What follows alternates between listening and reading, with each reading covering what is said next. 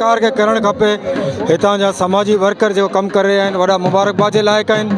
असां उन्हनि खे इन शइ ख़राज तस्लीमता पेश कयूं छो त मलीर में क़ौमी रांदि जेको मलाखड़े खे क़ाइमु दाइमु रखंदा अचनि हर साल वांगुरु जेको प्रोग्राम तरतीब ॾियनि था।